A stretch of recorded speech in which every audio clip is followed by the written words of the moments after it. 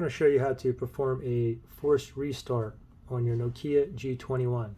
So you basically want to do a forced restart if you can't restart the traditional way. Okay, maybe you can't press and hold the power button, or maybe your screen's not working or whatnot, you can't power off or restart, or maybe it's frozen somewhere. Okay, to perform a forced restart is very simple. It's a two-key combination. What you want to do is press and hold the volume up and the power button. Press and hold both buttons and do not let go until we see a logo pop up on the phone, okay? The Android One logo.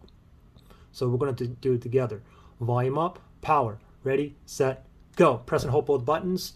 Just keep on holding. Just be patient here and just wait until we see that Android One logo appear. Still holding on both buttons here.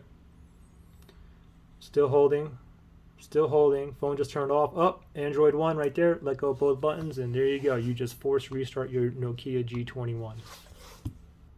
Questions or issues? Just comment below.